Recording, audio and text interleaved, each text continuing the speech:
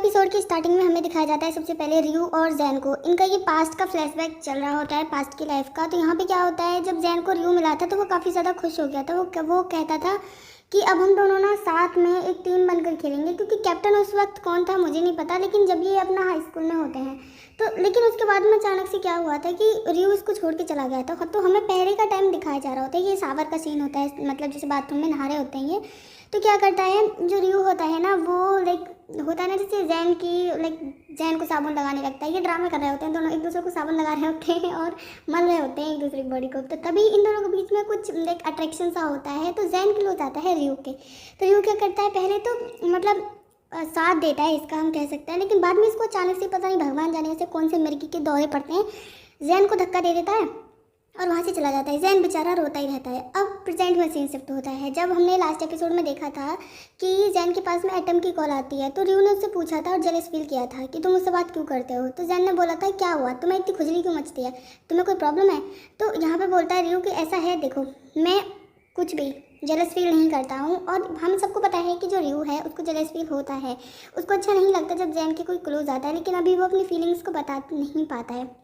अब इसके बाद में देखते हैं जैन होता है अपना कॉफ़ी शॉप में काम कर रहा होता है, तभी एटम आता है। एटम पता नहीं क्यों भाई, जैसे गुड़ पे मक्खी चिपकती है ना, ऐसे जैन के आसपास भटकता रहता है। हालांकि पता है जैन बात नहीं करना चाहता एटम से, एटम का पास होना उसको अच्छा नहीं लगता है, क्योंकि वो भी लाइक करता है रियू को इसलिए। और उसको समझ में भी आ रहा है कि एटम क्या कर रहा है बीच में आके। फिर भी एटम को ना ये दूर भगाता रहता है। जब भी एटम इसके पास आता है ये उसको वहाँ से मौका देख के निकल जाता है। अब ये ना पूरी टीम होती है बास्केटबॉल वाली, इनके कोच ने बुलाया था इनको 1 वीक की इनकी प्रैक्टिस है, लगातार प्रैक्टिस चलेगी इनकी। तो इनको ना अलग किसी प्लेस पर ले गया होता है वो 1 वीक के लिए। तो यहाँ पर इनकी प्रैक्टिस चल रही होती है, लेकिन प्रैक्टिस के वक्त ना हमेशा ही एक प्रॉब्लम होती है, रियू का झगड़ा होता है। कभी जैन से होता है, कभी बाकी टीम मेंबर से होता है, लेकिन इस बार जैन से होता है खेलते खेलते ही, नहीं सॉरी प्रैक्टिस करते हुए। तो यहाँ पे जैन कैप्टन है, लेकिन रियू ना उसको एक कैप्टन की तरह ट्रीट भी नहीं करता। तभी उसके पास में आता है कोच, और कोच कहता है क्या दिक्कत है तुम दोनों को, क्या खुजली मची रहती है, क्या क्यों लड़ते रहते हो भाई, टीम की तरह क्यों नहीं रहते हो तुम दोनों साथ में। तो यहाँ पे एक दूसरे की कमियां निकालने लगते हैं। तो रियू कहता है कोच से आपको क्या पता, आप तो जानते भी नहीं है इतना अच्छा खेलना। तो ये ना कोच को इनडायरेक्टली उसकी इंसल्ट कर देता है, लेकिन कोच तभी शोगुन को बुलाता है अपने पास में और अपनी टीम में रख लेता है वो सही है। और कोच कहता है ठीक है, अगर मैंने एक भी गोल कर दिया ना, एक बार भी बॉल उस नेट में डाल दी, तो पक्का ही तुम दोनों को मेरी बात माननी होगी। और कोच ऐसे करता है, कोच काफ़ी दूर खड़ा होता है। मतलब ये बंदा कोच जो है इतना अच्छा प्लेयर होता है कि ये जो रियू और जैन ना साथ में होकर भी एक भी गोल नहीं कर पाते अपना। पनिशमेंट क्या होती है इनकी कि पूरे हॉल को साफ़ करोगे, जितना भी ये प्रैक्टिस इनका ये जो होता है ना, ये बिल्डिंग है पूरी साफ़ करनी होगी इन्हें। अब ये दोनों साथ में लगे पड़े होते हैं, फिर भी एक दूसरे को ब्लेम कर रहे होते हैं कि तुमने अच्छे से नहीं खेला, इसलिए जो कोच है वो अपना पॉइंट बना पाया। अब फिर से इन दोनों में झगड़ा होने ही वाला होता है कि कोच फिर से आके बात को संभालता है। इस बार पता है क्या होता है, अब कोच आगे क्या करने वाला है वो चीज़ तो मैं बाद में बताऊँगी, काफ़ी फ़नी होने वाली है वो। लेकिन झगड़ा पता है जैन को समझता नहीं है रियू, हमेशा अपनी गलती, मतलब रियू की प्रॉब्लम है कि वो अपनी गलती कभी भी नहीं मानता। इस बेचारे के चक्कर में ना पूरी टीम को पनिशमेंट भुगतनी पड़ती है बार बार। कभी इन्हें प्लैंक करना पड़ता है, कभी अपना पुशअप्स करने पड़ते हैं। तो बेचारे जो और टीम मेंबर्स हैं ना, वो बोलते हैं रियू से कि भाई सॉरी बोल रहे, तो अपने चक्कर में हमें क्यों लपेटता है, आखिर तेरी प्रॉब्लम क्या है, तू थोड़ा सा अपने गुस्से पर कंट्रोल नहीं कर सकता है क्या। अब पता है जो कोच होता है उसने क्या पनिशमेंट दी होती है कि अगले 24 आवर्स तक जैन को और रियू को हाथ बांध के साथ में रहना होगा, कुछ भी करें रहेंगे हाथ बांध के ही। अब प्रैक्टिस कर रहे होते हैं तो हाथ बांध के खेल रहे होते हैं, तो बेचारे गिर जाते हैं। गिरते पता नहीं भगवान जाने इन सीरीज़ में किस हिसाब से गिरते हैं, इतना क्लोज आ जाते हैं ये। अगर हमारा केस होता है ना तो पक्का सर फूटता है, नाक में तो लगती कुछ भी हो जाए वाला। अब यहाँ पे ना गिरने के बाद में एकदम से जो जैन होता है वो रियू को हटा देता है दूर से, बोलते तुम कितनी ज़्यादा हैवी हो, क्या तुम दूर नहीं हट सकते। तो कोच बोलता है नहीं दूर नहीं हटना है, अभी भी तुम्हें अपना काम करना है, प्रैक्टिस करते रहो। प्रैक्टिस के बाद में तुम्हें अगेन इस पूरे ग्राउंड की यहाँ पे जितना भी एरिया है ना इसकी क्लीनिंग करनी है। अब खाना खा रहे होते हैं तो जैन कहता है भाई तुम्हारा लेफ्ट हैंड है, मेरा तो राइट है ना, और मैं राइट हैंड से ही करता हूँ सारे काम, तो तुम मुझे शांति से खाने दो ना। तो रियू कहता है चलो मैं तुम्हें खिला देता हूँ। लेकिन अब हमें दिखाया जाता है लिन को। ऐसा लगता है लिन बिल्कुल भी खुश नहीं है रियू को जैन के साथ में देख के। मैं बताती हूँ, लिन लाइक करने लग गई है रियू को, उसका क्रश है रियू पे। अब बेचारे क्या करें, एटम को जैन पसंद आ गया, लिन को रियू पसंद आ गया, लेकिन इन दोनों को किसी और में इंटरेस्ट है नहीं, ये आपस में बहुत ज़्यादा खुश हैं।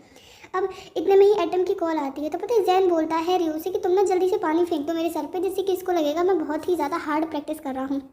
तो ये बिल्कुल ऐसा ही दिखाता है कॉल पे, और कहता है कि देखो मैं बहुत ज़्यादा थक गया हूँ, मुझे कितने पसीने आ रहे हैं, और हम ना बाद में बात करेंगे। पीछे से रियो भी आवाज़ लगा देता है कि चलो जल्दी से, कोच हमें बुला रहे हैं। तो यहाँ पे जैन कहता है ठीक है अब मुझे जाना पड़ेगा, तो मैं बाद में बात करूँगा तुमसे, ठीक है। और ये एटम को बीच में ही कॉल छोड़ के चला जाता है। इधर एटम भी वहाँ से कहीं जाने लगता है, अपने घर पर होता है। तो जब वो जा रहा होता है उसका बाप पूछता है उसे कि कहाँ जा रहे हो। तो एटम कहता है बस अभी बाहर तक जा रहा था, वापस आ जाऊँगा अपने किसी फ्रेंड के पास में। तो इसका बाप ना मतलब जैसे हम सब के पेरेंट्स होते हैं भाई, बहुत ज़्यादा स्ट्रिक्ट होता है। वो कहते हैं कि तुम आज अपनी प्रैक्टिस पर नहीं गए, ये नहीं किया वो नहीं किया। तो एटम की ज़िंदगी में कुछ खास है नहीं है बताने को। इधर ये दोनों साथ में लगे पड़े होते हैं, मतलब झगड़ा तो होता ही है इनके बीच में नॉर्मली, लेकिन कभी कभी हम पर अच्छी मेहरबानी कर देता है डायरेक्टर, अच्छे रोमांटिक सीन्स भी दिखा देता है। तो यहाँ पे हम इसके बाद ना लिन को देखते हैं, वो रियो के लॉकर के ऊपर खाना रख रही होती है, स्नैक्स।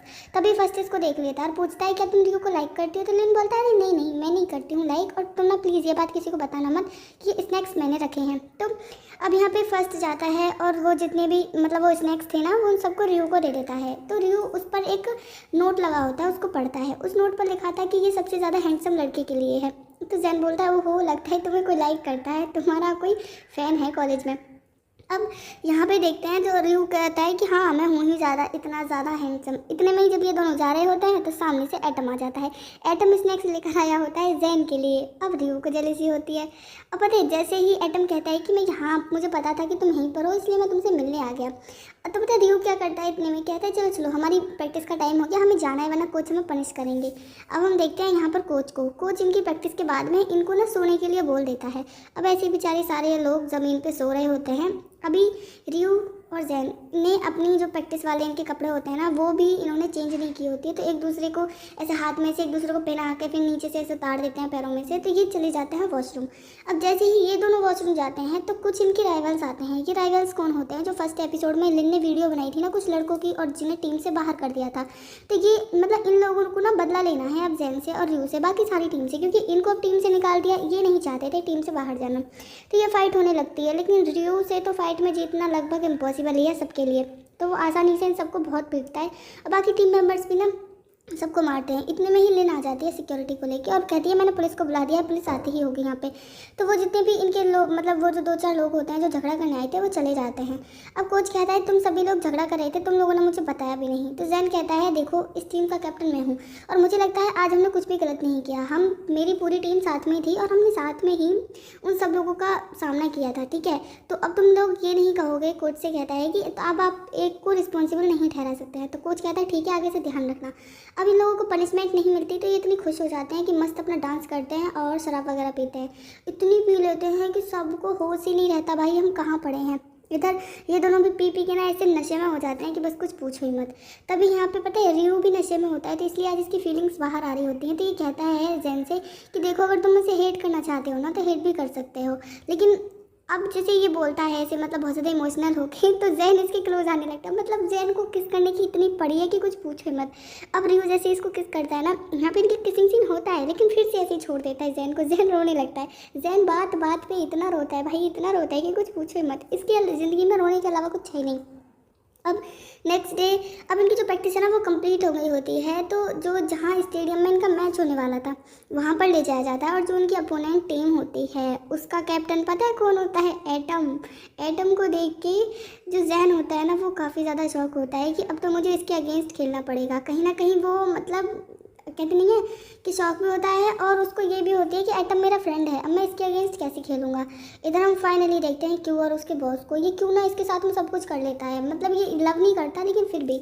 अब इसका बॉस पूछता है कि क्या तुम्हारा भाई तुम्हारे कंट्रोल में है, रियो तुम्हारी बात मानेगा। तो ये कहता है हाँ वो मान लेगा, मैं कोशिश कर रहा हूँ, मैं उसको अपनी बात मना कर ही छोड़ूंगा। ये झूठ बोलता है जबकि रियो ने इसको मना कर दिया है कि वो इस स्ट्रीट वाली बास्केटबॉल में हिस्सा नहीं लेगा, नहीं खेलेगा। अब जब जैन और रियो दोनों जा रहे होते हैं तभी क्यू की कॉल आती है उसके पास में और वो कहता है कि आज के मैच में तुम आने वाले हो ना यहाँ पर। तो रियो मना करता है लेकिन एक क्लिप होती है रियो की उसके पास में, क्यू के पास में, तो फिर उसकी बात माननी पड़ती है और वो कहता है कि अगर नहीं आए तो मैं इस क्लिप को वीडियो को लीक कर दूंगा। तो ये जैन को भी ले जाता है साथ में। अब जैन को देख के क्यू उसको मारने के लिए चढ़ता है इसके ऊपर कि अब तो तेरे को छोड़ूंगा नहीं, पंच करता है, लेकिन रियो उसको बचा लेता है। अब ये सभी लोग साथ में खेलते हैं। तो टीम में कौन होते हैं? रियो, ज़ैन और साथ में क्यू भी होता है। पहले तो ये लोग हार रहे थे क्योंकि क्यू की जगह कोई और प्लेयर खेल रहा होता है, लेकिन जब उस बंदे को मतलब हटा देता है और उसकी जगह क्यू आ जाता है ना, तो फिर फाइनली ये मैच को जीत जाते हैं। जीतने वाले होते हैं, लेकिन तभी पुलिस की रेड पड़ जाती है यहाँ पर, और जो ज़ैन और रियो होते हैं ना, वो बच के वहाँ से भाग जाते हैं। अब बेचारे अपनी ज़िंदगी में ना, इनकी ज़िंदगी में खुशी नाम की चीज़ नहीं है भाई, क्या करें हम। अब रियो इस चीज़ से परेशान होता है कि ज़ैन बार बार उसकी वजह से प्रॉब्लम में पड़ जाता है। अब इसके बाद में ना जो ज़ैन होता है वो घर पे जाता है। घर पे जाके इसको एक नया सरप्राइज़ मिलता है कि एटम पहले से ही इसके घर पे बैठा है। मतलब एटम बाहर मौका नहीं मिलता तो ये घर पे तो पहुंच ही जाता है। इतना ढीठ कोई कैसे हो सकता है भाई। अब इसकी दादी कहती है, ये अपनी दादी को बताता है कि ये ना अब मेरे मतलब जो अगेंस्ट होता है, कहते नहीं है अपोनेंट टीम से, उससे खेलने वाला है। तो एटम बोलता है कि देखो तुम मुझे इस तरीके से मत देखो, मैं अभी भी तुम्हारा फ्रेंड हूँ, ठीक है। तो इसके बाद ना हम नेक्स्ट डे का सीन देखते हैं। हम इनका मैच हो रहा होता है। तो पहले पता है क्या होता है, जो रियो की टीम होती है वो हार रही होती है। रियो भी अच्छे से खेल नहीं पा रहा होता है क्योंकि लोगों ने, एक टीम का मेंबर होता है जो इसको कुछ कह देता है, मतलब इसको ना कुछ ताना सा मार देता है, भगवान जाने, वो चीज़ मुझे समझ में नहीं आई। तो जिसकी वजह से इसका ना थोड़ा सा जो कंसंट्रेट होता है वो मतलब इधर उधर हो जाता है, बेचारा अच्छे से खेल नहीं पाता। लेकिन बाद में ज़ैन इसको समझाता है तो ये लोग ना फाइनली मैच को जीत जाते हैं। मतलब बेचारा एटम की जो टीम होती है ना वो हार जाती है, और रियो तो इतनी घमंड में होता है ना, उसको अपनी मिडल फिंगर दिखा के वहाँ से निकल जाता है। अब ये सभी लोग जा रहे होते हैं। तो पता है जो ज़ैन की टीम थी ना, वो सभी बस से जाने वाले थे वापस, लेकिन तभी रियो कहता है कि मेरा जो मतलब जहाँ पे मैं रहता हूँ वो पास में ही रूम है मेरा, तो मैं ऐसे ही चला जाऊँगा। तो कोच कहता है क्या तुम मतलब श्योर हो कि तुम जा सकते हो? तो रियो कहता है हाँ मैं चला जाऊँगा। अब ये इसके बाद में रियो जब जा रहा होता है तो सामने से वही दो लड़के आ जाते हैं जिनको अभी भी रियो ने पीटा था, जो इनकी मतलब जो पहले टीम से निकाल दिए थे। वो रियो पर अटैक करने लगते हैं। तो रियो ना थोड़ी देर तो उनसे फाइट करता है, लेकिन फिर क्या होता है, रियो उनके मतलब चंगुल में फंस जाता है और ये लोग रियो को बहुत ज़्यादा पीटते हैं। और ये वाला एपिसोड यहीं पे ख़त्म हो जाता है। एपिसोड 5 और 6 दोनों खत्म।